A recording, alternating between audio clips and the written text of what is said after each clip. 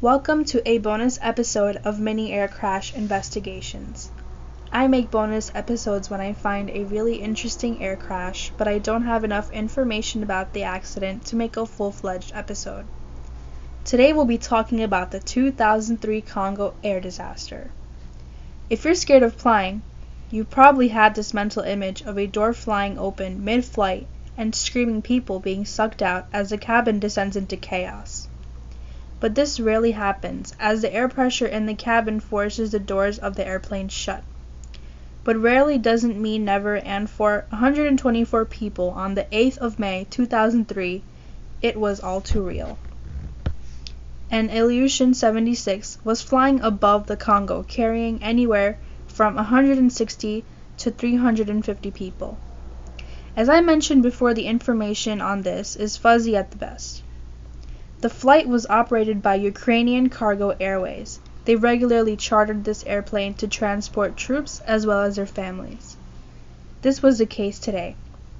They were heading back home. The IL-76 has a checkered safety history with multiple crashes and accidents. It wasn't the safest airplane in the world.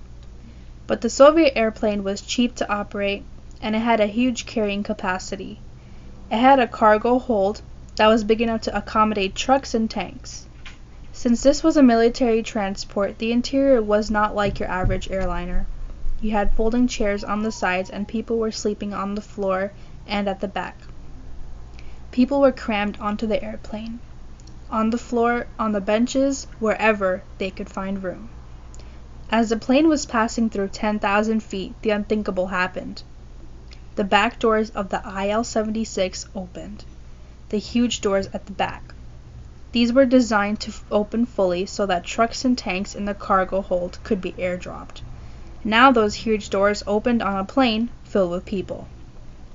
As a survivor recalled, "I was asleep, and then I heard people screaming. When I woke up, the pilot told everyone to get to the front of the plane, and there were about 40 of us, but people kept dying.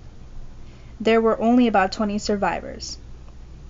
People were being sucked out as the plane flew on. Anyone that couldn't hold on to something was sucked out. A truck had been in the cargo bay, and it acted as a barrier, saving many lives. The pilots, realizing what had happened, turned back immediately. Of the 160 plus people that boarded the plane that day, only 40 returned." The most horrifying aspect of this is that the air at 10,000 feet is breathable, so the people who were sucked out would have been conscious for the entire ordeal. Why did the door open in mid-flight is still a mystery today. A sergeant identified as Sergeant Kamba Kashala said the aircraft had taken off with the door improperly fastened.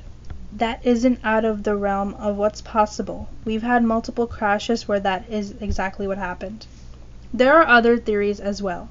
A computer glitch could have caused the doors to open mid-flight as well, or a wandering passenger could have accidentally hit a switch that opened the door.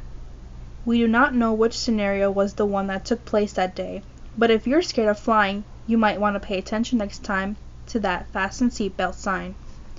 Thank you for watching this episode of Mini Air Crash Investigation. If you like the videos that I make, please like and subscribe.